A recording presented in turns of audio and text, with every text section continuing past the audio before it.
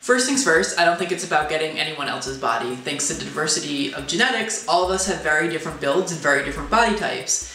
And so it's really about building the healthiest, strongest version of your own body. And so in a lot of ways, Ryan Reynolds' body isn't particularly realistic for a lot of us. For example, his role as Hannibal King, it was rumored that his body fat percentage was 3%, which if it's true, is super unhealthy and unrealistic. Having said all that, we can make the science behind Ryan Reynolds' workout work for us, and basically there's two parts. There's exercise and there's nutrition. So basically, Ryan Reynolds' diet is like that of a caveman. If you think about it, our bodies evolved to eat the foods that cavemen eat. So things like fruits, vegetables, nuts, berries, lean meats, those are the things that you want to eat. And basically, it ends up being foods that are low on the glycemic index.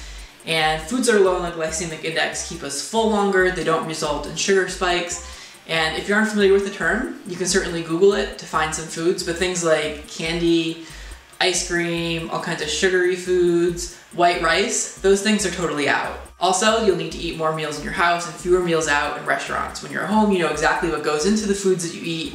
When you're at a restaurant, it tastes really good, but a lot of that is a result of salt and unhealthy fat. Okay, so now let's talk about exercise. Ryan Reynolds, for his roles, works out 6 days a week, and that's a lot of exercise. So if you're just starting out, don't really target that. Maybe go 2 or 3 times a week and then slowly build up from there. What happens is if people commit themselves too much to exercise, then they burn themselves out and it's not sustainable. Okay, so now let's talk about strength training.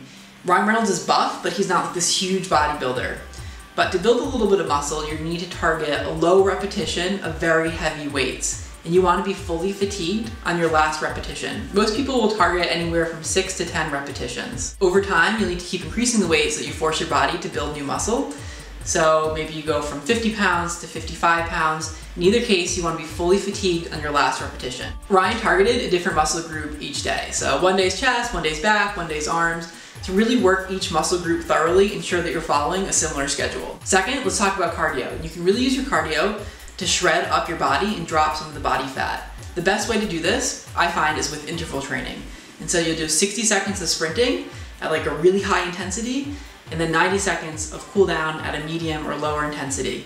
And if you do this for 15 or 20 minutes, it's super great, boost your metabolism and drop that body fat. So combining this cardio and strength training should take about 45 to 90 minutes. You want to do this each time you work out. But again, don't overdo it and give your body plenty of time to rest. I hope this helps. I hope this was informative for you. If there's any other celebrity workouts that you'd like me to expose, let me know in the comments below, and I will talk to you soon. Love you. Peace out.